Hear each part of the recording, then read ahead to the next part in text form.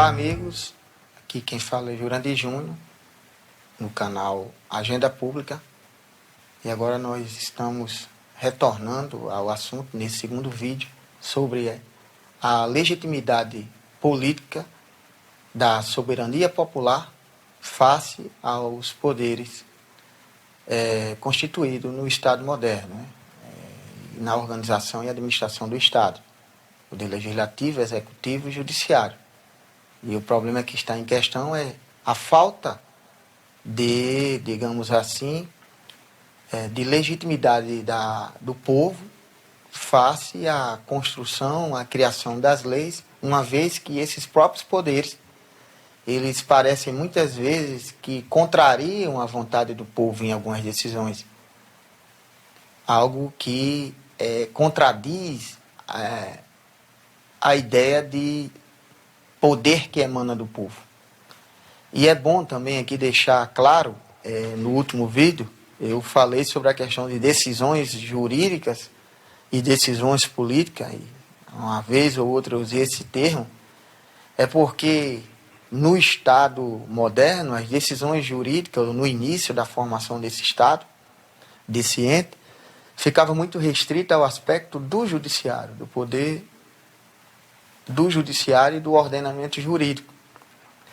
E após o advento da Constituição e do movimento chamado neoconstitucionalismo, o STF, o Supremo Tribunal Federal, como guardião dessa Constituição, passou a ter um protagonismo muito grande dentro desse sistema que nós vivemos de político, né, dentro do republicano, do modelo republicano. Então, existe a questão das decisões políticas vindo do judiciário.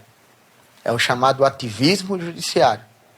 Então, se você já tinha um problema, digamos assim, de representatividade vindo do poder legislativo, executivo, que são eleitos pelo povo, agora você já tem outro problema ainda de um outro poder, que é o judiciário, que não é eleito pelo povo, mas que tem decisões políticas baseado na nossa carta política, que é na Constituição. É bom frisar esse tipo de assunto e de questão, e vale salientar que isso aqui é tema também de outras discussões mais na frente, o ativismo judicial, né, na questão política.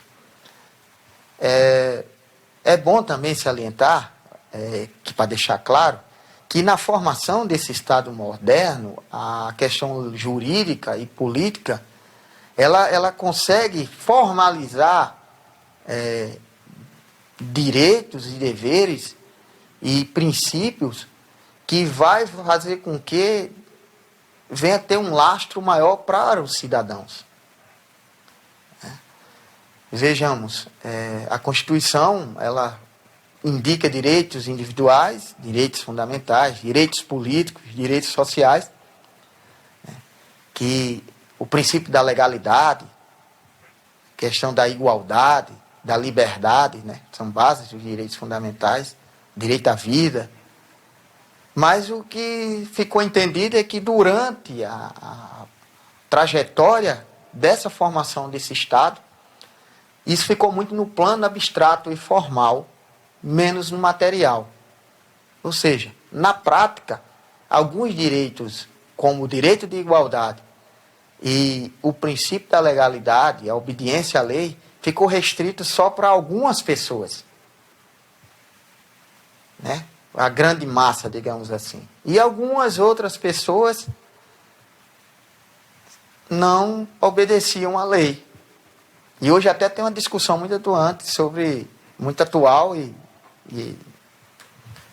em voga, que é a questão do fórum privilegiado, e que alguns deputados respondem em outra instância, e já foi resolvido em algumas decisões judiciais e até em questão de leis, né?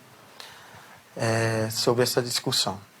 Mas não é aí que nós queremos entrar sobre essa questão do poder constituído e do poder que emana do povo, que parece haver uma cisão nesse sentido, uma separação, como a gente disse no primeiro vídeo.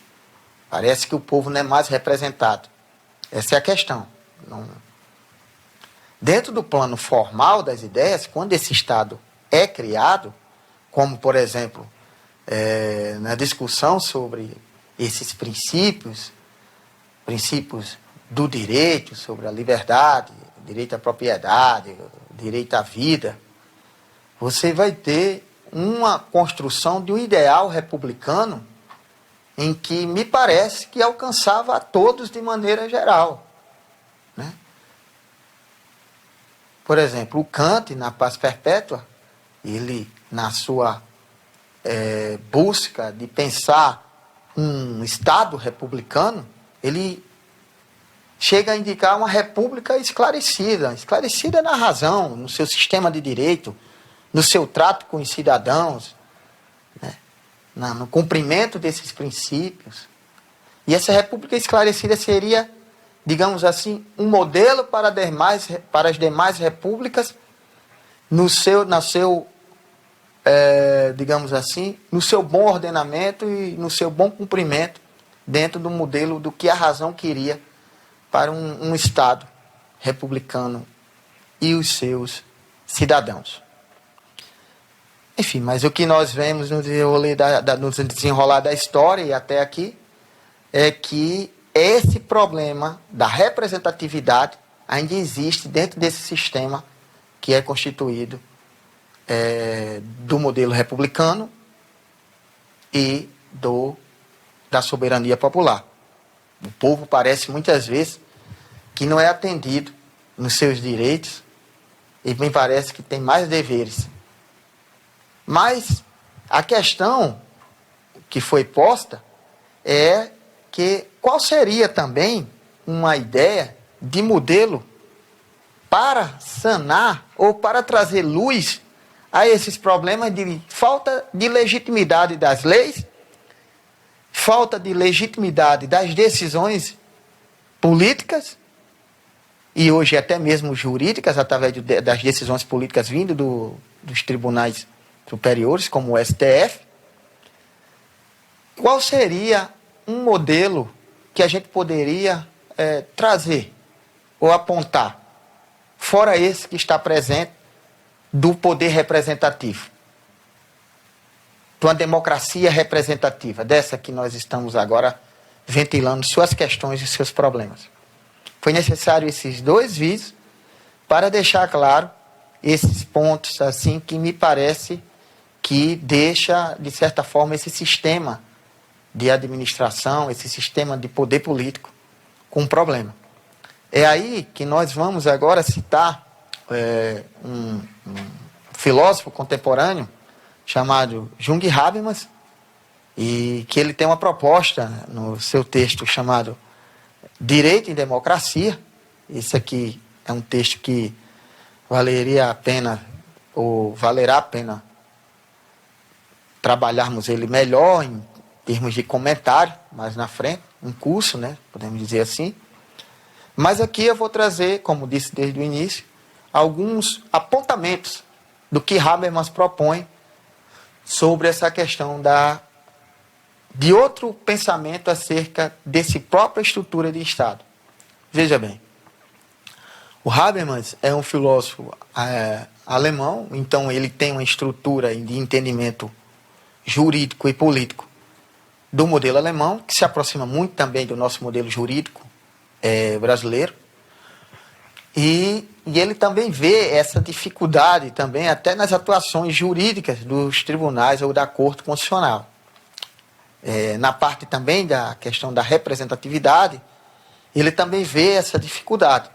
E ele propõe uma democracia mais agressiva, diria uma democracia radical.